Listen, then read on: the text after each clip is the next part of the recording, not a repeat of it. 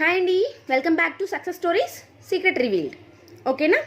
ముందుగా నాకు ఎంతో మంచి ప్లాట్ఫామ్ని అందించిన యూట్యూబ్ దేవుడికి దేవతకి మనస్ఫూర్తిగా కృతజ్ఞతలు అండి. Because my wish coming through ఏదైతే యూట్యూబ్ ఛానల్ ఉందో దాని ద్వారానే నాకు ఎంతో మంచి ప్లాట్ఫామ్ కూర్చున్న దగ్గరే అందించిన యూట్యూబ్కి చాలా చాలా థ్యాంక్ యూ అండి. ఇలా కూడా చెప్పుకోవాలండి. It's a gratitude. ఓకేనా? ఓకే, ఈరోజు మళ్ళీ నేను ఒక పాత కంటెంటే కానీ కొంచెం బ్రీఫ్గా ఇస్తాను. యద్భావం తద్భవతి. ఎందుకు అంటే కూడా మన సక్సెస్ స్టోరీస్ చేస్తానన్నాను కదా, ఈ సక్సెస్ స్టోరీస్ అన్నీ కూడా ఎలా జరగాయి అనడానికి మెడిటేషనే కదా రీజన్. మెడిటేషన్లో మనం ఏం కోరుకుంటే అదే కదా మనం ఏం కోరుకోవాలి, ఎలా కోరుకోవాలి అనేవి అన్నీ కూడా ఇక్కడ మనకి ఇంటర్లింక్ అయి ఉంటాయి. ఓకే, ఇక్కడ ఇంటర్లింక్ అయి ఉంటాయి కాబట్టి నేను సక్సెస్ స్టోరీస్ డైరెక్ట్గా చేస్తే మీరు మళ్ళీ నన్ను ఇక్కడ వచ్చి అడుగుతారు, ఎక్కడ ఏం జరిగింది, వాళ్ళు ఏం కోరుకున్నారు, ఎలా జరిగింది, అక్కడ చెప్తాను. అయినా కూడా ఇది ఇక్కడ ఇలా ఇంటర్లింక్ అయి ఉంటుంది కాబట్టి ఈ ఫీలింగ్స్ నేను మీ ముందుకు తీసుకొస్తున్నాను అనమాట. Okay, thank you for your blessings. Coming to the point, యద్భావం తద్భవతి. యద్భావం తద్భవతిలో నేను ముందుగానే చెప్పాను, మనం ఏదనుకుంటే అది, ఎలా ఆలోచిస్తే అలాగే మనం ఉంటాము. ఏదో డిఫరెంట్ కైండ్ ఆఫ్ పీపుల్స్ మనం చూస్తూనే ఉంటాం, మనకి తారస పడుతూనే ఉంటారు. కొంతమంది చాలా ఆత్మవిశ్వాసంతో ఉంటారు, అంటే తాము ఏదైనా సాధించగలమనే ఒక ఆత్మ సంతోషం, ఆత్మాభిమానం, ఎలా అంటే వాళ్ళు ఏదైనా సాధించగలరు, ఇంక అంతే. వాళ్ళలో ఆ పట్టుదల ఓడిపోయినా కూడా డెవలప్ అవుతూనే ఉంటుంది. సో వాళ్ళలోని ఆత్మవిశ్వాసం రోజుకి పెరుగుతూనే ఉంటుంది కాబట్టి వాళ్ళు అలాగే ఉంటారనమాట. నెక్స్ట్, కొంతమంది చాలా సైలెంట్గా ముభావంగా ఉంటారు. వాళ్ళ ముందు ఒక బ్రహ్మానందమైన స్థితి జరిగినా వాళ్ళు అంతే నవ్వుతారండి. చాలా సైలెంట్గా క్వైట్గా ఉంటారు. సో వాళ్ళు ఏదో ఇష్టపడుతున్నారు కదా వాళ్ళు, సో వాళ్ళు అలాగే ఉంటారు. అది కూడా ఒక అందుకు చాలా మంచి విషయమే అండి. ఇంకొకరు చాలా కోప స్వభావంతో ఉంటారు. కోప స్వభావం అంటే వాళ్ళు ఏది చూసినా దానికి రియాక్ట్ అవుతూ ఉంటారు. వాళ్ళకి ఏది నచ్చదు అంటే నచ్చదు మీన్స్ వాళ్ళ రియాక్షనే అంత. ఎక్కడైనా ఏదైనా తప్పు జరిగిందంటే రియాక్ట్ అయిపోతారు వెంటనే. చాలా చాలా చాలా చాలా దాని గురించి ఎంతో మైండ్కి తీసేసుకుంటారు. అలా మైండ్కి తీసుకోవడం వల్ల మన మైండ్ డిస్టర్బ్ అయింది అనుకోండి, ఆటోమేటిక్గా మన సోల్ అనేది డిస్టర్బ్ అవ్వడం జరుగుతుంది. సో ఆటోమేటిక్గా ఆ కోపాన్ని మనం ఇంట్లో ప్రదర్శించడం అనేది జరుగుతుంది. So don't take it to heart. ఇక్కడ చూసారు, ఇక్కడే వదిలేయండి, అక్కడికి దాన్ని డిలీట్ చేయండి. సో అలా ఆలోచించకండి. కోప స్వభావం ఉన్న వ్యక్తులు ఉంటారు. కొంతమంది చాలా గ్రేటెస్ట్గా ఉంటారు, గ్రేట్గా గొప్పగా. అంటే వాళ్ళు ఏం చేసినా అది అవతలి వాళ్ళకి చెప్పుకోవాలి, అది ఆనందం. అదేదో చెప్పుకోవాలంటే కొంతమంది గొప్పతనం కోసం చెప్పుకుంటారు. ఎస్, అలాంటి వాళ్ళు కూడా ఉన్నారు. బట్ వాళ్ళలో కొంతమంది లేనిది చెప్పుకోరండి, ఉన్నదే వాళ్ళు రివీల్ చేసుకుంటూ ఉంటారు. ఎందుకు అంటే వాళ్ళలో ఇలాంటి కైండ్ ఆఫ్ ఒక అర్హత ఉందని, వాళ్ళకి అదో గుణం ఉందని సంతోషంగా వ్యక్తపరచుకోవడం. అలా కాకుండా కొంతమంది లేనిపోని గొప్పలు కూడా చెప్పుకుంటూ ఉంటారు. అలాంటి వాళ్ళు కూడా ఉంటారనమాట. ఇంకా కొంతమంది సెల్ఫిష్గా కూడా ఉంటారు, చాలా స్వార్థంగా. వాళ్ళకి దక్కుతుందో లేదో అనేది పక్కన పెడితే ఇది నాకే దక్కాలి, ఇది నాకే సొంతం అనే ఒక ఆలోచనలో కూడా వాళ్ళు ఉండడం జరుగుతుంది. వాళ్ళ ఆలోచనలు అలాగే ఉంటాయి. కొంతమంది ఇంకా రిచ్ ఫీలింగ్తో ఉంటారు. చాలా డబ్బు సంపాదించాలి, డబ్బు. అలా ఆలోచించడం వల్ల మనం ఏదైతే ఆలోచిస్తుంటామో, డబ్బు సంపాదించాలనుకుంటున్నాం కదా, డబ్బునే ఆకర్షిస్తూ ఉంటాము. కోపంగా ఉంటాము, ఆ కోపమే పెరుగుతూ ఉంటుంది. స్వార్థంగా ఉంటాము, ఆ స్వార్థమే మనలో పెరుగుతూ ఉంటుంది, డెవలప్ అవుతూ ఉంటుంది. మనలోని శారీరక ఇబ్బందుల్ని కూడా అది తీసుకొస్తూ ఉంటుంది అన్నమాట. కొంతమంది ప్రతి చిన్నదానికి ఏడ్చేస్తూ ఉంటారు. అది వాళ్ళకి ఇష్టం, అదొక రకమైన ఇష్టం. అలా ఉంటారు వాళ్ళంతే. ప్రతి చిన్నదానికి ఒక రకమైన ఎమోషన్ వాళ్ళ నుంచి బయటపడిపోతూ ఉంటుంది. ఎమోషనల్గా ఉంటారు, చాలా ఎమోషనల్గా ఉంటారు. కొంతమంది అసలు ఎలా అంటే వాళ్ళు ఒకరు అన్నం తినకపోయినా అయ్యో అన్నం తినలేదంట, అదొక రకమైన ఎమోషన్. తినలేవా, అయ్యో ఓవర్గా, చాలా కొంచెం ఓవర్గా అని కూడా కాదు, కొంతమందిలో అది ఓవర్ కాకపోయినా ఎక్కువగా రియాక్ట్ అయిపోతూ ఉంటారు. ఎక్కువగా రియాక్ట్ అవ్వడం కూడా కొన్నిసార్లు మనకి హెల్త్కి అస్సలు మంచిది కాదండి. వాళ్ళందరూ అవే కోరుకుంటున్నారు కాబట్టి అలే జరుగుతుంది. ఇంకొకటి చాలా మెయిన్ పాయింట్ అండి ఇది, చాలామంది తెలుసుకోవాల్సిన విషయం, ఘోరంగా సింపతి కోరుకుంటూ ఉంటారు. సింపతి ఇది ఎలా ఉంటుంది అంటే, వాళ్ళు తినలేరా, ఫలానా నేను తినలేను, ఎంత పని అయిందంటే నాకు ఈరోజు, తిండి కాదు ముఖ్యం, నాకు పనే ముఖ్యం, ఇది కాదు పనే ముఖ్యం, మరి తిననందుకు నువ్వు ఎందుకు హైలైట్ చేసుకోవడం కానీ చెప్పుకుంటారు. అలా అయ్యింది, ఎంత కష్టపడ్డా నాకు జీవితంలో సుఖం అనేదే లేదు, ఏం చేయాలనే జీవితమే అయిపోనికి వస్తుంది నేను, కానీ నాకు సుఖం అనేదే వస్తలేదు. సింపతి, ఒక రకమైన సింపతిని వాళ్ళు గెయిన్ చేసుకోవడానికి చూస్తారు. వీటన్నిటిలో కూడా ఒక రకంగా సింపతి, స్వార్థం అనేవి, దుఃఖం అనేవి మనల్ని, అంటే ఎవరి పట్ల అయితే మనం ఎప్పుడైతే చెడుగా ఆలోచిస్తుంటామో మిగతా అవన్నీ కూడా ఎలా ఉంటాయంటే, ఇంకొక స్టేజ్ ఉందండి. అది ఎలాంటి స్టేజ్ అంటే, వాళ్ళకి ఎన్నైనా ఉండని, ఏ ప్రాబ్లమ్స్ అయినా ఉండని, ఒక మనిషి ఒకవేళ చనిపోయినా కూడా, వాళ్ళ దగ్గరి వ్యక్తుల్లో అయినా కూడా వాళ్ళకి లోపల బాధ ఉంటుంది ఇంటర్నల్గా, కానీ బయటికి దాన్ని బాగా ఓవర్గా చెప్పలేరు. వాళ్ళు ఆ మూమెంట్ని తొందరగా మర్చిపోగలరు కూడా. ఒక రకమైన బ్రహ్మానంద స్థితి అంటారు. అలాంటి స్టేజ్ని వాళ్ళు ఎప్పుడు ఎంజాయ్ చేస్తూ ఉంటారు. ఎంజాయ్ చేయడం అంటే వాళ్ళు వాళ్ళ సిచ్యువేషన్ని యాక్సెప్ట్ చేశారు.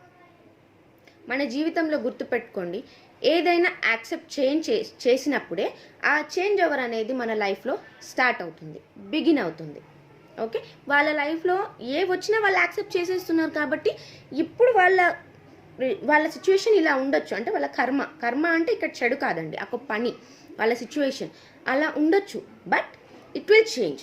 వాళ్ళకి ఏదైతే విష్ చేసుకుంటున్నారో లోపల ఇలా ఉంది, వాళ్ళు యాక్సెప్ట్ చేస్తున్నారు, అంతే, వాళ్ళకి అది పాజిటివ్గా అనేది చేంజ్ అయిపోతూనే ఉంటుంది.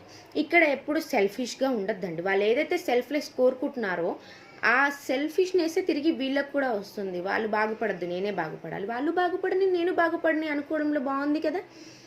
అలాగే ఎప్పుడు ఏడుస్తూ ఉంటారు, ఒక రకమైన ఏడుపది, శాడిజం కూడా అనొచ్చు ఒక రకంగా.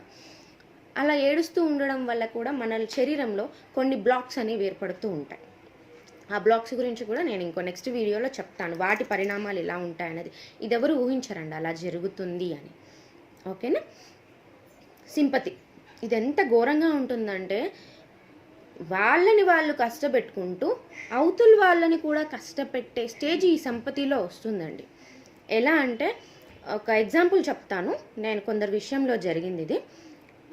ఒకరు పలానా వ్యక్తి చనిపోయారే అనుకోండి, ఎక్కడ లేని ఏడుపు. ఇంకా సరే దగ్గర వాళ్ళు అయ్యారా, వారం ఏడవండి, 10 రోజులు ఏడవండి. ఇంకా బాధ ఉందా, ఒంటరిగా ఉన్నప్పుడు తలుచుకొని బాధపడతారు, ఎందుకంటే తప్పదు, మన వాళ్ళు సొంత వాళ్ళు అన్నప్పుడు ఆ బాధ అనేది తప్పకుండా ఉంటుంది. బట్ వాళ్ళు నాకు ఫోన్ చేయలేరు, అందుకే నేను ఇంకెక్కువ ఏడుస్తున్నాను. వాళ్ళు నన్ను తిన్నావా అని అడగలేరు, అందుకే నేను తినలేకపోతున్నాను. కానీ అవతల వాళ్ళు ఎందుకు ఫోన్ చేయలేరు, ఎందుకు అడగలేరు అనేది ఒకసారి ఆలోచించండి, పాజిటివ్ వేలో ఆలోచించండి. ఎలా అంటే, అవతల వాళ్ళు బహుశా మీ బాధని వాళ్ళు బాధపడుతూ వీళ్ళకి గుర్తు చేయడం వల్ల వీళ్ళు ఇంకా ఎక్కువ బాధపడతారేమో అనే ఒక పాయింట్లో వాళ్ళు ఫోన్ చేయలేదేమో. వాళ్ళు ఫోన్ చేస్తేనే మీ బాధ తగ్గుతుందా? కాదు కదా. వాళ్ళు అడిగితేనే మీ కడుపులోకి అన్నం పోతుందా? కాదు కదా. మీకు ఆకలేసిందా? ఆకలి లేదా బాధ వల్ల? కాసేపు ఆగి తినండి. బహుశా మిమ్మల్ని బాధలో మాటిమాటికి తినండి అని అంటే కూడా కొంతమందికి, నేను ఇంత బాధపడుతుంటే ఎలా తిండిపోతుంది నాకు అని అనే సందర్భాలు కూడా ఉంటాయి. It's true. బాధలో ఉన్నప్పుడు సహజంగా ఏమీ తినాలనిపించదు. అది వాళ్ళు ఏడుస్తారా, బాధపడతారా, ఒంటరిగా ఏడుస్తారా, ఎవరికైనా చెప్పుకొని ఏడుస్తారా అనేది వాళ్ళ వ్యక్తిగత విషయం. ఓకేనా. బట్ ఆ బరువుని దించుకోండి. ఆ సింపతి అనేది కోరుకుంటున్నారు కదా, చివరి దాకా అదే వస్తుంది.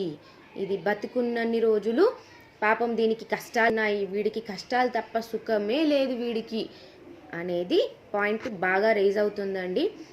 ఏది కోరుకుంటే అదే జరుగుతుంది. ఇక్కడ మనం గుర్తుంచుకోవాల్సింది ఒకటేంటంటే, పడే వాళ్ళని పదే పలకరించడం వల్ల బాధ పెరుగుతుంది. వాళ్ళ మరుపు తేవాలంటే కొంచెం వాతావరణం మారాలి, లేదంటే వాళ్ళ ఆలోచనలో వాళ్ళ మంచి జ్ఞాపకాలే రావాలి. ఎందుకంటే బ్రతికున్న వాళ్ళు ఎప్పుడూ చనిపోయిన వాళ్ళ తీపి గుర్తులు, బాధ గుర్తులు కాదు. వీరు బాధాగ్రస్తులు అంతకన్నా కాదు. వాళ్ళ ఆత్మకు కూడా శాంతి ఉండదండి. అదొకటే కాదు, ఇంకే విషయమైనా అవి, ఇది ఒక ఎగ్జాంపుల్గా నేను చెప్పానే తప్పితే అది కాదు. ఇంకేదైనా అవని సంతోషించామనుకోండి, అది ఎంతమందికి చెప్తే అంతమందికి ఫన్ వస్తూనే ఉంటుంది. ఆ జోక్ కామెడీ పెరుగుతూనే ఉంటుంది. ఎలా పెరుగుతుంది? ఆనందం. మీ వల్ల ఎంతమంది నవ్వారు, మీ వల్ల ఒకరికి ఎంత మంచి జరిగింది, ఎంత మంచి జరిగింది. ఒక్కరు మారినా అది గ్రేటేనండి. బట్ మన వల్ల ఒక్కరేడ్చినా అది పాపమేనండి, బాధేనండి. ఎస్.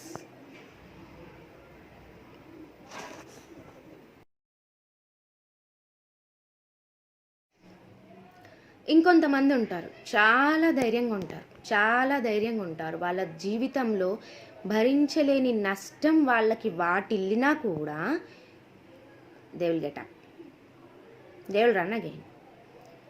చాలా స్ట్రాంగ్గా ఉంటారు. వాళ్ళ ముందు ఏం జరుగుతున్నా they will not react and they stay strong. చాలా స్ట్రాంగ్గా నిలబడి ఆ ముందున్న దాన్ని ఎదిరిస్తారు, నిలబడతారు. చాలా స్ట్రాంగ్ ఉంటుందండి వాళ్ళలో. సో ఇక్కడ చూసారా, యద్భావం తద్భవతి అంటే మనం ఏం కోరుకుంటున్నాం? స్వార్థాన్ని కోరుకుంటున్నామా? కొంతమంది కొన్ని సామెతలు కూడా ఉన్నాయి, చెడపకురా చెడేవు, తాను తవ్వుకున్న గోతిలో తానే పడతారు అన్నట్టుగా. మనం స్వార్థంగా ఉంటే మనకే అది తిరిగి వస్తుంది. ధైర్యంగా ఉంటే మనం ఏదనుకున్నా అది జరుగుతుంది.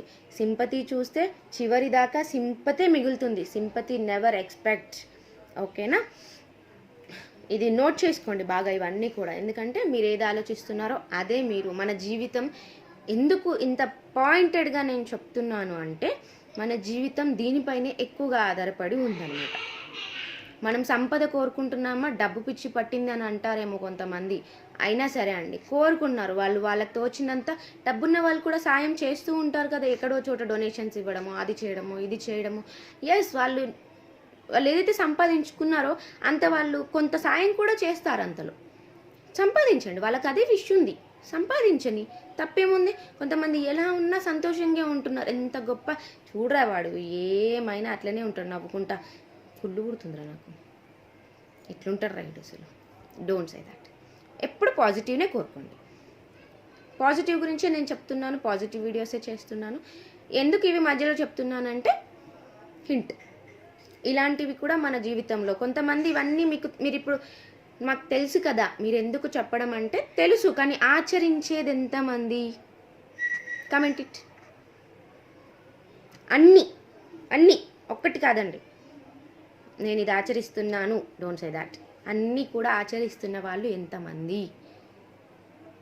స్వార్థంగా లేని నేను డబ్బు కోరుకుంటున్నాను, పరుల సంతోషాన్ని కోరుకుంటున్నాను, పరుల మేలు కోరుకుంటున్నాను, నేను సింపతి కోరుకోవట్లేదు, నాలో అసలు జలసే లేదు, నేను చాలా హ్యాపీగా ఉన్నాను. కానీ కొన్ని సందర్భాల్లో ఏమవుతుందంటే, ఇవన్నీ మీరు చేస్తున్నా కూడా మీకు తెలియకుండా ఒక చోట ఒక్క తప్పైనా మనం చేస్తాము, బట్ అది మనం రికగ్నైజ్ చెయ్యము.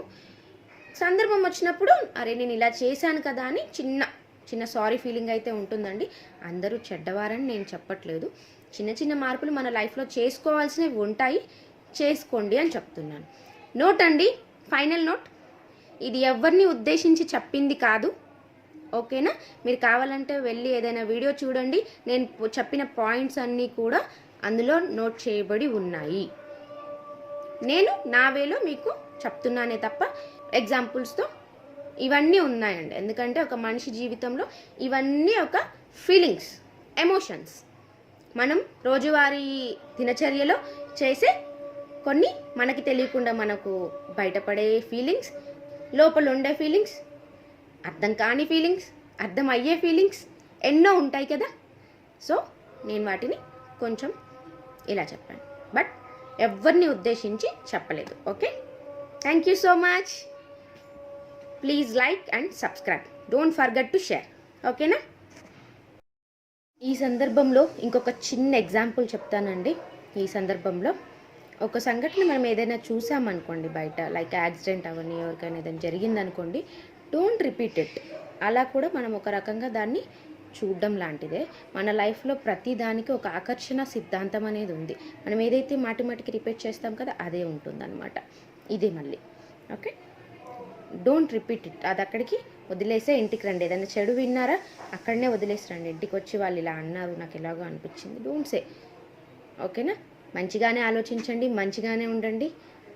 పాజిటివ్గానే కంప్లీట్గా మిమ్మల్ని మీరు డైల్యూట్ చేసుకోండి, అంటే అందులో సంపూర్ణంగా మునిగిపోండి.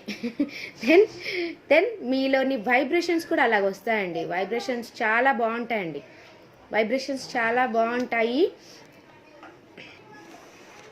చాలా బాగుంటాయి వైబ్రేషన్స్. సంతోషంగా ఉండండి, సంతోషాన్ని ప్రేమించండి, ప్రేమని పంచండి, తిరిగి ప్రేమ మీ దగ్గరికి వస్తుంది.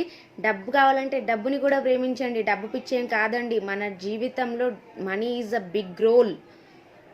అందరూ ఈ టైంలో చాలామంది హాస్పిటల్స్కి పెడుతున్నాం. మన టైంలో చిన్నప్పుడు రూపాయి పెడితే కనీసం ఓ నీళ్ళ ప్యాకెట్ అయినా వచ్చేది. ఇప్పుడు నో.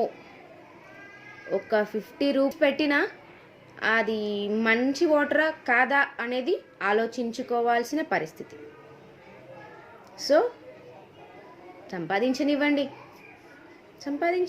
తప్పేం లేదండి. మన ఆలోచనలు పాజిటివ్గా ఉన్నంత వరకు ఏది తప్పు కాదు. Encourage support everyone.